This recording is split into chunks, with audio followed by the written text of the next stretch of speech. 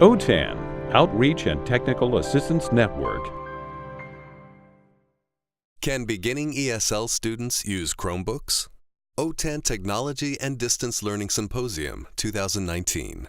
All right, so let's go ahead and get started. My name is Alisa Takeuchi. I work at Garden Grove Lincoln Education Center, about 30 miles away from here. I teach beginning literacy in the morning and at night. And I am also a subject matter expert for OTAN. So I do work for OTAN also as a part-time job. So today we are going to be talking about Chromebooks for beginning literacy and beginning low.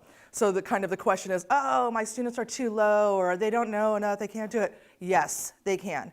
There's just some techniques and a lot of patience that you'll need to have for yourself and for your students to get them through, but they can do it. So just a quick thing about OTAN real quick. You're obviously at the conference, the OTAN conference, but just remember that we are here for you. We are strictly for adult education. We are one of the 3 state agencies that represent adult education support. So we have OTAN, which is the technology, CASAS, which is your assessments, and then CalPro, which is professional development, okay? So we have our website. It has lots of information.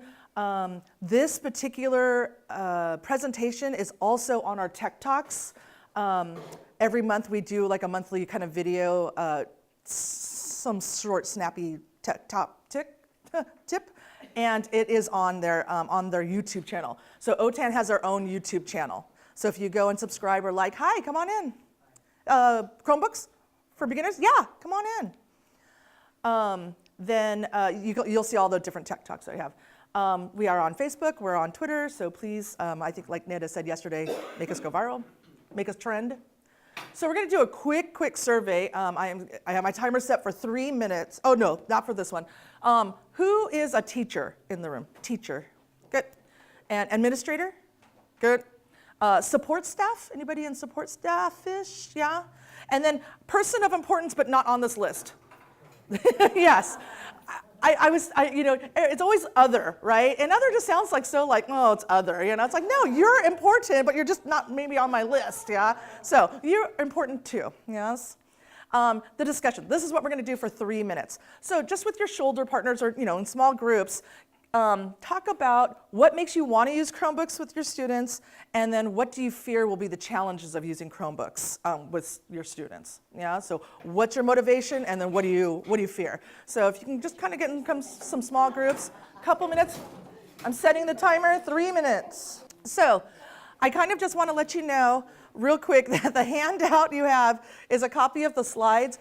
But I was thinking about this presentation like the last 2 days, and I changed the presentation, but it was after I made the copies. So just want to let you know, don't start freaking out because you're like, I don't have that slide on there. I'm sorry. I would never do that with my students though, right? We know that with our students. We would never do that with our students because that would really put them over the edge. All right, so let's talk about what you guys talked about. I walked around a little bit and heard some of the things. What makes you use Chromebooks with your students? Oh, what makes you want to? Absolutely, yeah, that's great. I mean, just be more exposed, right? That's all we ever want. And if we're lucky enough to work in an agency that gives us Chromebooks or the access to Chromebooks, if we feel comfortable as a teacher to do that for them, that's part of my job too. As OTAN, I'm here for you. I'm the teachers, because we have fears and we have challenges, and if we have those, we don't want to do that with our students because then it bounces off on them. So the more comfortable you feel about using Chromebooks, or knowing that at least you can use Chromebooks, then your students benefit. Right, so that's expanding your agency now. Your program is now being expanded because if you can afford to have classrooms or classes offsite, but a lot of times it's maybe at a church or a community center or a library, then they won't have computer labs, they'll have the access to a Chromebook cart. Yeah, again, if you're lucky. Now, because it's a bandwagon right now, agencies are jumping on this bandwagon about purchasing a lot of Chromebook carts because like they were talking about yesterday, they're cheap. Right? I mean, before it used to be kind of laptops, or desktop computers, but that's not mobile. So now it's these Chromebook carts. And so agencies, we purchased 8 Chromebook carts with 40 each. in each Chromebook cart, right? So we have 8 carts floating around, but we had a lot of teachers that are like, oh, thank you, and don't know what to do with it, or they didn't even check it out because they didn't know what to do with it. So, oh, I'm sorry. So what were the fears? Now, what are some of your fears? What do you fear? Why won't you use it, or why haven't you been using it yet? Anybody have? Nobody has any fears? Oh, gosh. Presentation over. Thank you. Right. I've done this. So this has been a project of mine for about a year now, just about a year this year. And when I started doing it last year for OTAN, that was my idea. I wanted to start from the beginning with my students and work through this process. What were the challenges? What worked well? And one of them was even after I went through Gmail and we created accounts and stuff, there was on the registration form, do you have email? And a lot of them said no. Mm-hmm. What? So we just created an email for you. They didn't process the two together. It was just another activity for us to do, but they didn't know that they actually have now an email address. So whether or not they're ever going to check it again, unless I make them, I don't know. So will that do them any good? Yeah. So email definitely. And again, it's that whole anytime you have any kind of username and password. If they don't write it down, which we're trying to tell them not to do, right, security reasons, but still, they're going to forget. And if I don't know what they are, if it's not a controlled environment, like where I know what their passwords are, then we have to recreate another account or do it again. I make them. I'll take a picture. See, technology with technology. Oh, brilliant. See, and we come from this. I'll go back too. We come from this age where it's still not natural for us to think, oh. The kids today, that's not even a question. They don't think about getting up, finding a piece of paper and writing down stuff. It's automatically phone, chick, chick, right? So I don't know if you know this or not, but from anybody born 1997 and later are known as digital babies, right? Or digital natives. That's all they know. They only know digital things. And so for us in our generation, we're kind of the hybrids. We weren't born into it, but we're slowly, adapting to it. So that's why it takes us a little bit longer. That's our students too. Because our students have, because we teach ESL, first is a language barrier with their children, right? Because our students are parents of children, a lot of them, right? So number one is the language barrier because their children go to school, English speaking all day, every day, their language is going to increase. Now we also have the digital barrier, right? So because their children are using technology like crazy, our students, the parents can't catch up with that. They don't know what their children are doing online. They can't tell if they're being secure or not, personal information, who they're chatting with, and things like that. So that's another big barrier that our students have. So if we can kind of help them bridge that gap just a little with the language and the technology, the better off they're going to be. Yeah, so those fears. Okay, so why do I have a picture of this? Well, a lot of times what happens is that you get this brand new Chromebook cart, your administrator comes and says, congratulations, you get a Chromebook cart, and I'm so excited for you. Oh my gosh, thank you so much. And what it does, it sits in the corner over there and it becomes the treadmill in the house where you would just start putting your books on top, your crayons, it just ends up being this. We don't want that, right? And you're laughing because you're kind of thinking, oh yeah, it's kind of true, right? So this is what we want. We want the Chromebooks to be, the cart to be open. We want the students to be able to have access to them. We want them to be using them and being engaged. This, not this, right? So it's funny because I do get in those periods because I'm not like, oh, we use Chromebooks every single day and my students are so wonderful. No, I don't have time for that. I have to do my EL Civics. I have to do my other, responsibilities, open our books and things too. So my Chromebook cart will sit there for a few days and things. And then after a while, and plus the students will get kind of tired of it after a while. It's just too much all the time because we do have lab also. We go to computer labs. We're fortunate enough to have both. And so I'll put it out maybe once a week, 30 minutes. Twice a week maybe if something else is going on, or EL Civics if we're trying to do something else and I need more time to look up things, I will do that with them. So when you have your Chromebook cart and you're now starting to think, okay, I really want to use Chromebook carts with my students, you really need to have your objectives in place. Okay, start thinking about kind of what we just talked about. Why do you want to use Chromebooks with your students? Start writing down some of those challenges and fears that you might have. Because you can start addressing them as they come up. And a lot of things will come up that you don't even know. What you don't know, okay? So this was for me. I wanted my students, because I'm beginning literacy, I just wanted them to be able to log into the Chromebook, open it up, power it up, log in. That would be okay for me. And then I was getting a little greedy, and I was like, okay, maybe I'm gonna have to start introducing them to Google, because I am a Google kind of person, and I wanted them to learn about docs and things. So then my list got a little bit more concrete in here, and it's like, okay, they will learn about Google Maps. They will learn about typing. And that was another question last year when I first started this was, is learning typing skills important still? Is it important, and will the students think, is it important for me, or will it be important for my students? And I really had to delve into that, and I was kind of a trial and error. And I started it last year, and I realized it was. The students benefited from it, and they liked it, and it only helped them. So typing, keyboarding skills, worth it. Students will complete a Google form. Okay, so of course, this hasn't happened yet, but this is my dream. And they will take a Google quiz. So that's all on forms and quizzes. So literacy. This isn't day one. It's not even week one. This is my dream. Yeah, I would like to have them do this. Whether or not we get there or not, I'm not sure. So 1 week prior to using the Chromebooks in my classroom, I had to start thinking now. It's not one of those things where you go, okay, we're opening it up and everybody get a grab. You have to prepare. I'm not going to lie to you. You do have to have some preparation. But once you get that preparation done, it's an easy ball after that, okay? So there is a little bit of planning and things. So beginning literacy, I'm very big on presentations, either Google Slides or PowerPoints, because it's all about pictures and short words or small sentences, right? And so everything is about visual. We do things, we learn about it before we actually do it. I made an introduction to a Chromebooks PowerPoint, which I'll show you. And so I can't just go on Google and find pictures of what I want them to do. I actually had to take a Chromebook out of the cart, and I took a picture, and you'll see some of the pictures. I took a picture of the Chromebook, because the Chromebooks online may not look like the Chromebooks, and again, that's that whole like, oh, Alisa, mine doesn't look like, yes, I know. So I took one of exactly what it will look like. I made step-by-step instructions, and then I also, to prepare, I also made it a Gmail, how to make a Gmail account, and the typing, how to do the typing part. So this was all the preparation before I even started. My students didn't even know we were going to start using the Chromebooks yet.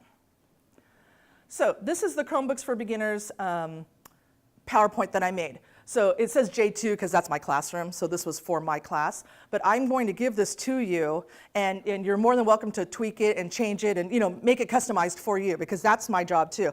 If nothing else, I'll give you a small story real quick. Yesterday, I was eating breakfast, and a teacher came up to me, and it was an administrator actually, and she says, I just wanted to tell you that one of my teachers went to your session, and she gave me, she shared the PowerPoint that you shared with them, and we went and did it, we turned it, and we showed, and everybody loves it, all the teachers are using it, and now we're using Chromebooks. I almost started crying. I was like, oh, that is the best thing you could ever said to me. And I was like, that's my dream for you guys. Please take everything. I've done all the work for you. Yeah, just take it, tweak it, do whatever you want, and share it with other people. And they're more than welcome to do it themselves.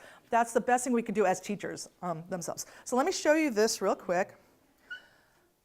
And you'll get an idea, even if you don't use mine, you'll get an idea of maybe like, oh, okay, I understand what she's saying about beginning literacy or beginning low students, what they need. So this is a Chromebook. A Chromebook is a computer. The picture of our Chromebooks, very simple sentences, vocabulary is highlighted. So I'm doing this, computers are still in the Chromebook cart, they don't even know they're existing. This is what they're learning. Yeah, it's just another lesson for them. So I go through this. Chromebook is small. It is a laptop. And we talk about laptop versus desktops.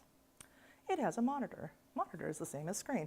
So again, it's just very simple. It's the picture. It's you're like, oh, okay. And this is the first time we're running through it. So everything's very brand new. And I always have my students put their pencils down. They're not copying yet. They're not, because I want them to focus on what's happening here. So I'll just go through this kind of quickly. They do not have a mouse, right? Because if you have a lab, if you're normally going to a lab, and this is a whole thing, the shift change about vocabulary, the language that you use. So we go to a lab so they understand mouse and click and things. Now it's going to have to change because there is no mouse on a Chromebook. So we have to use touchpad, right? So it's new vocabulary for them. Power button. And then I tell them to wait. So again, we're going through this as a system. And so I'm telling them, okay, after you hit the power button, we're waiting, right? Stop. Yeah.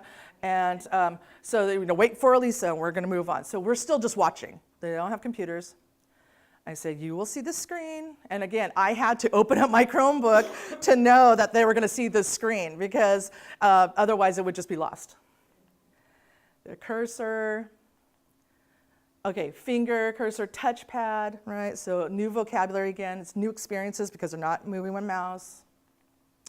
Move the cursor to browse as guest, because our students don't have a school email address. They can't sign in, right? So we have to use it as a guest, which is not a problem. It's just as easy.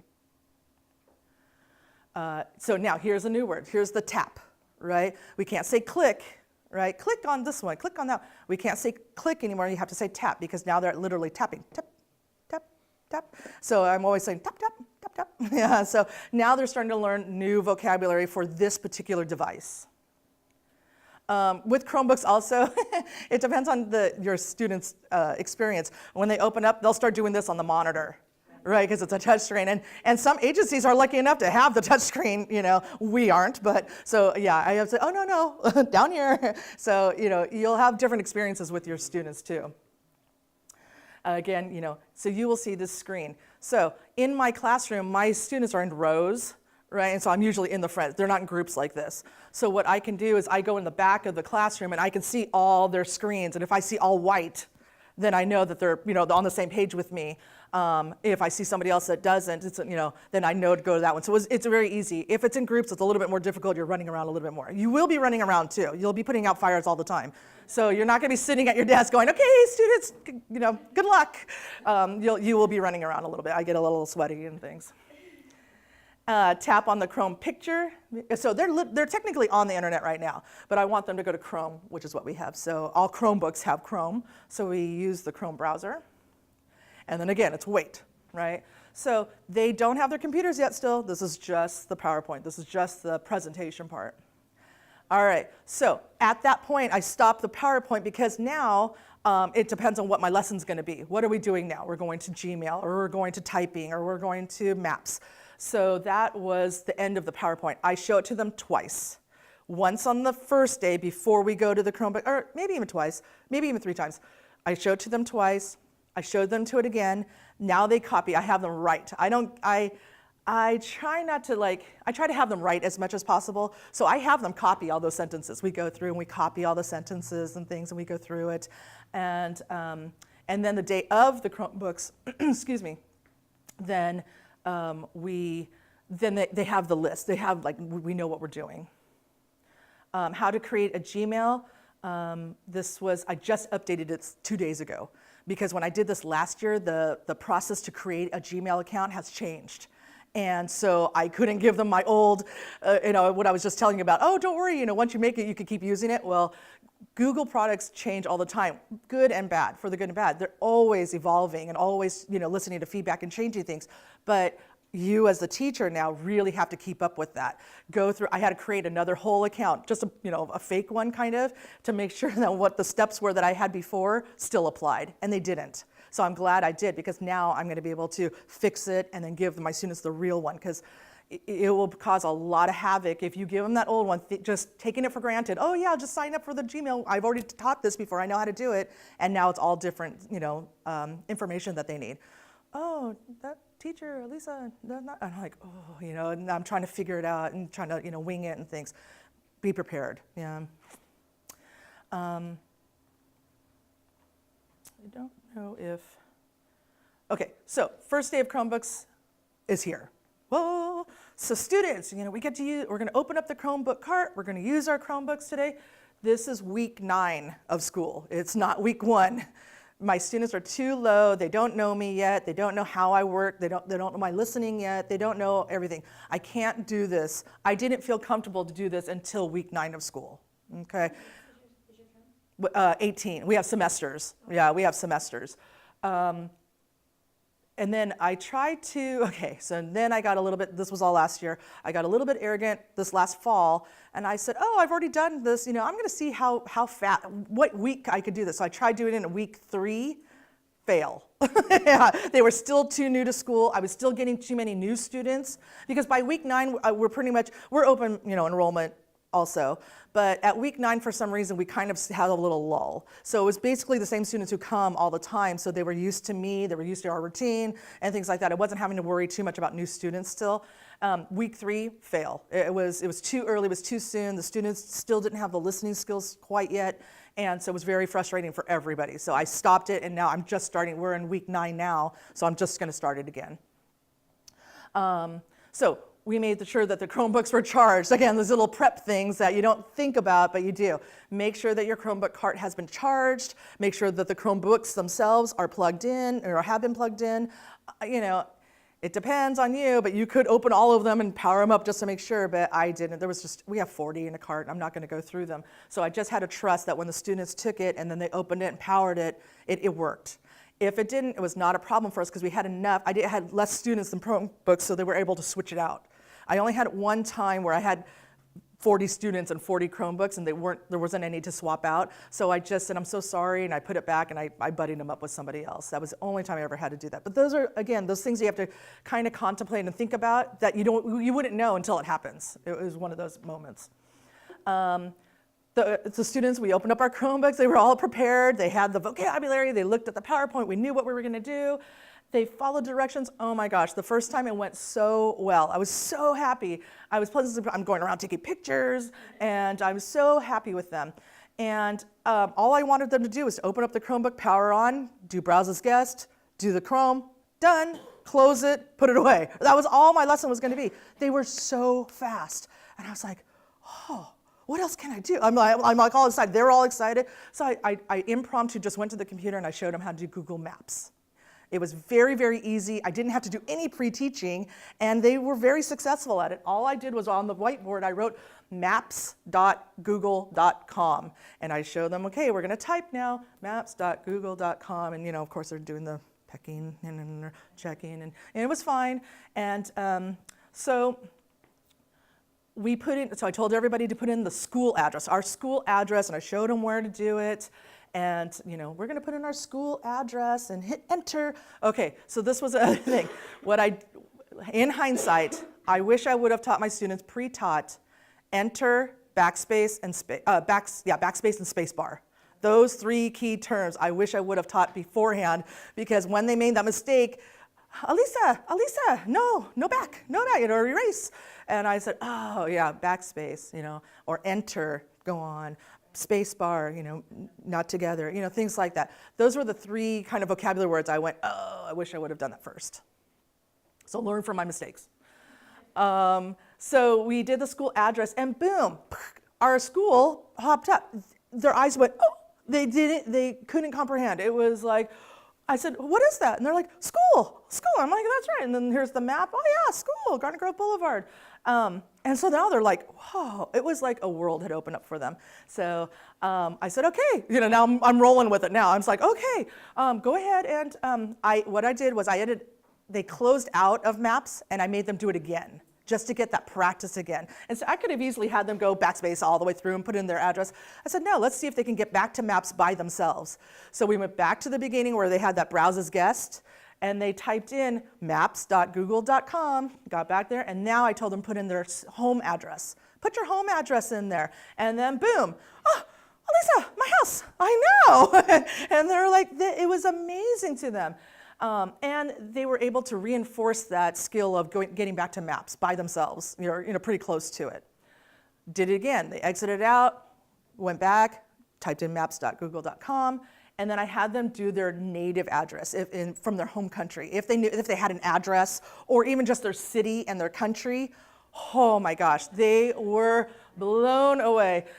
Like some of them saw the house that they grew up in their country, and it was a photo of it, and they were just like, oh my gosh. And some of them maybe didn't have, or it's been so long, they didn't have an address, so they just and they were showing me their city, and where it was on the map and things like that. I mean, it really kind of excited them, and it was the possibilities.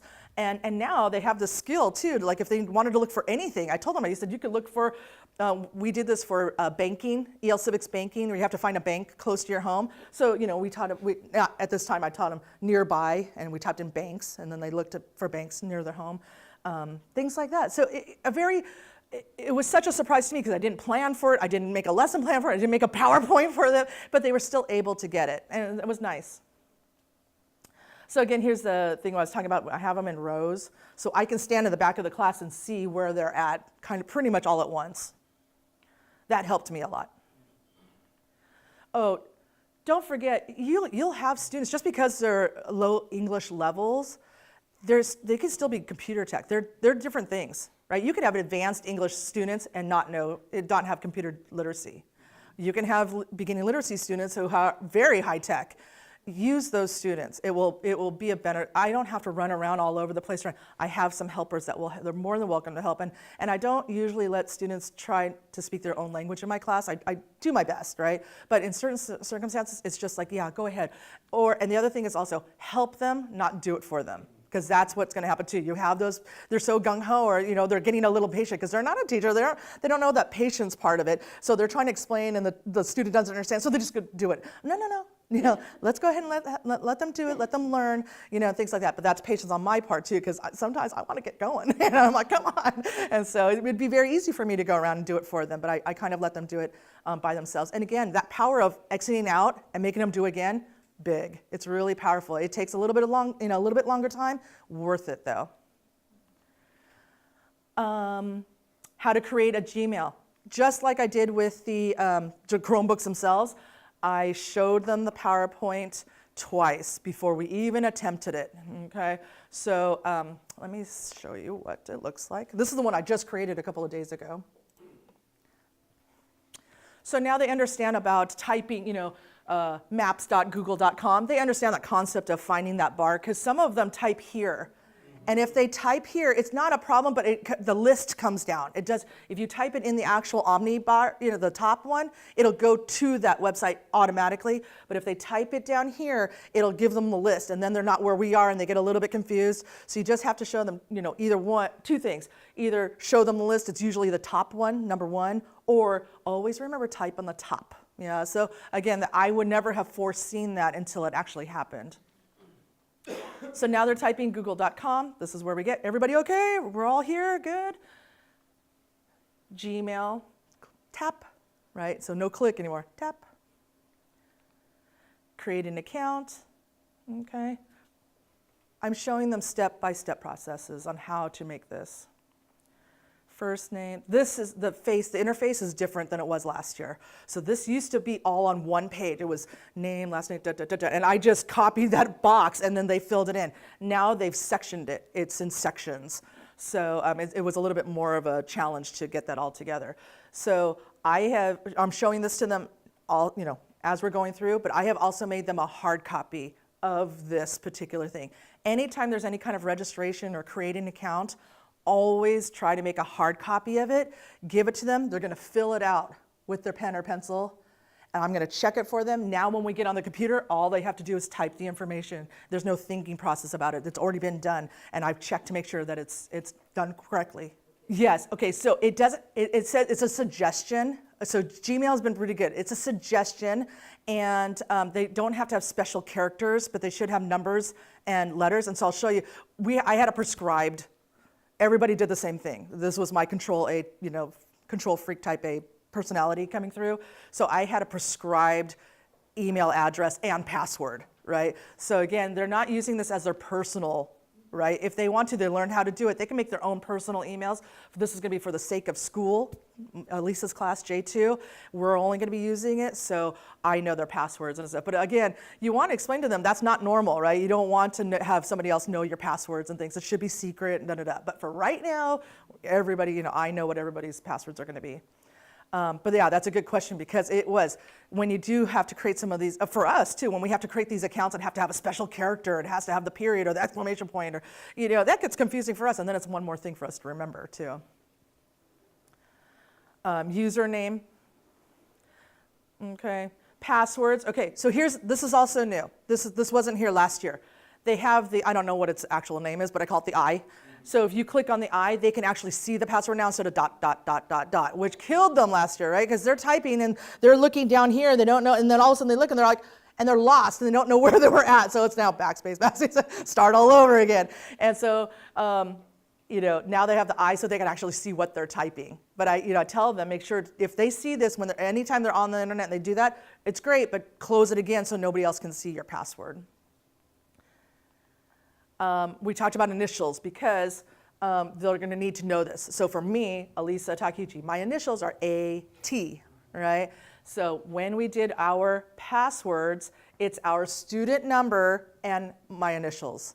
So that's what my students did. They have their own student ID number and then their initials, that's their password. I have control now of what their password is because I know what all their IDs are, and then I can figure out their initials. So that, again, this is my controlled management, not real life. I would never tell them to do this in real life. They will need to have a cell phone number. They don't necessarily have to have a cell phone, okay? So in all the times I've done this, I've done it like 3 times now. I've only had 2 students not actually have a cell phone, but they can use my cell phone number. I think there's a limit, but I think at least 2 or 3 times I can use my own number. Anytime after that, it's kind of a red flag for Google. Like they're like, why do you have this number so many times? Or they can use a friend's, their neighbor's cell phone number because they're going to get a verification code. Yeah, this is kind of Google's way of verifying to make sure you're not a bot. So you put in the phone number, and then they're going to text. You'll get a ding, and it's a text, and then there's going to be some sort of numbered code right here. They have to type in that code, and then now they're good to go. So again, these are all the steps that you would have to go through with your students if you want them to create a Gmail account. So please use this. It's for you and your students. You're like, oh, I don't know how to make a Gmail account. This is great. Use it for yourself, but use it for your students too. So congratulations. So they have an email account, but we're not quite done yet. I had this, like, congratulations, you have an email account, and then I realized there was more to do. I went back and went, almost done. Yeah, you're almost done. So in the old version, there was a whole bunch of information that they didn't have to do. There was a lot of stuff that they wanted you to do for like data purposes and things like that, but it wasn't really necessary. So I had that whole thing going, no information. But now this part isn't. They don't have to have another email address, that's okay. But they do need to put in their birth date because they have to make sure that they're 13 years and older. And they also have to, not have to, but they have to put in a gender thing. We'll talk about that. So then they have to select. Okay, so here's the other thing about language. We don't say click anymore, right? And we can't say tap because if there's any kind of choices, you should say select because they could be on a phone, they could be on a tablet, and they could be on a Chromebook or a laptop. So tap doesn't really work anymore either. So if there's any kind of choices, like a drop-down menu or anything, the word select is the one that's the go-to word for any kind of generality. So they're going to select the month, it's a drop-down menu, but then they have to type the day and the year that they were born. And I had to show an example because it can't be just 65. It has to be 1965. Okay? And then date of birth, another vocabulary word. Gender, right? I can't assume that my students understand the word gender. Maybe we haven't gotten to that part of vocabulary yet. So I have to say, are you a woman, a man, or you don't want to say? This is new. Last year, it was female or male, right? And I think there was an option. And what I had heard was when you clicked on like other, something, it had. I want to say, no joke, like 312 other ways to identify yourself. It was overwhelming. And so they're like, I think we need to like backtrack this because now there's like even more ways to identify yourself. And so what they did is I went to this morning. I went to the custom because I wanted to see like, what is that? You can type in how you identify yourself. So instead of having a choice, you type in how do you identify yourself if it's not female, male, or you just don't want to say, which is fine. It's an acceptable answer to say, I'd rather not say. But my students didn't understand that because they were like, oh, male, man, female, woman, and then do not say, they took that as I don't know. So they didn't quite understand what that meant. And that was fine. I said, okay, male or female, I just kind of like, I put that path for them, The next sections, you can skip. You can skip all this, go ahead and skip right here. Yeah, our number one thing is to go with the default, right? It says, yes, I am, but you're gonna get trapped in this whole little thing. Skip. I skip it, I don't do it, I don't have my students do it. Okay, important information, right? Privacy and terms. I'm bound to say read, right? and my students, even if they read it, they wouldn't understand it anyways, right? So we're just going to go down to the bottom. We're going to scroll. So here's the other thing, scroll. This was another term I didn't teach them yet, and I wish I kind of would have. They do know scroll from the computer lab, right, with the mouse. Does anybody know how to scroll with a Chromebook? Show them. 2 fingers, yeah. So 1 finger is the cursor. 2 fingers, scroll up, scroll down. And also flip a page. You can flip a page if it's a PowerPoint, okay? So 2 fingers, scroll. So it was like the kitty cat. So I had to do this on the fly. I picked up the Chromebook, and I was like, okay, students, 2 fingers, scroll, scroll, scroll, yes. So I'm like petting it like a cat, yeah. And so then what it does is scrolls down the page, okay? So there are other ways too. You can use the arrow buttons. That will also, do that too. And then you can also push on the touchpad and then move your finger down too. I mean, that all works just like, that works also. But 2 fingers, it's like magic. They get all excited. Oh, magic. And then you have to remember to tell them to go back to 1 when you want the cursor. I agree, and then wait. Yeah, so now they're waiting for me. I make sure I go back to the back of the room, because once they hit next or whatever, okay, they're gonna get this little like, da-da, and I go in the back of the room, I check to see if everybody has that picture. Is everybody okay? Does everybody have this? So we're all waiting. Now we go to next. They have different ways to look at Gmail, how the emails are on their interface. They can play around with this on themselves. I'm kind of in a hurry now. I want to get going. So I just tell them to hit the default and go. So it's customized. It looks like when you open up your email. And now they open it up, and this is email. This is their Gmail. They have an account. They have Gmail. They've gotten some welcome messages from Gmail, and they're all ready to go. Yeah. So now they have their own email account. Okay. And then now it's wait for instructions. So now what are we going to do with that? So that was just to get them to the point that they had an email account. So what I had them do is I put my email address on the whiteboard. Oh, okay, so going back a little bit, we talked about compose. That means new email, new letter, new typing. And then they wrote an email to me. They put in the email address. I'm going a little bit too fast. This is what I wouldn't have done with my students, but we were practicing this. They all sent me an email, and I replied back to them. And so they all sent me an email. I don't know if you can see that too well, but I put my screen up on the big screen so they could see if they see their names, their emails. So all their titles is hi Alisa, hi Alisa, hi Alisa. If they followed the directions and did a subject on there. Some of them didn't. That was fine. So they can see. If their email has been up there. And then I was sitting at my desk going, reply, reply, reply, reply. And I replied to all of them right then and there. Just a really quick, hi, hi, Amy. Thank you for the email, send. I mean, it was just like so quick just to get them to get another email. And so now they have one in their box. So I taught them how to open it and reply back to it. Well, besides the prep work, so that's a few days, and then doing this, setting up the email it was 1 session. Yeah, so I, wasn't like now. It was the progress from after. Now they know how to get onto the computer at least. Yeah. So the next time is like, okay, let's all get on, and then we're moving on to the next step. So yeah, and it took about 45 minutes. So it was a little bit longer than I normally spent on. Again, this is only like day 3 on our Chromebooks, but it was worth it. So. You kind of have to be flexible on your time because you don't know, how long will the students take or how fast the students will take. So be kind of flexible in your time. You don't do it right at the end of I made that mistake too, of putting away the Chromebooks too late, and that was a big mess. Very quick, I'm just going to tell you about Typing Club. I was using typing.com last year, and it was a great resource, but Google actually makes a typing thing. It's called typingclub.com, and it is great. I use it for myself. I found it and I started doing it myself because you can go right as you get onto their website.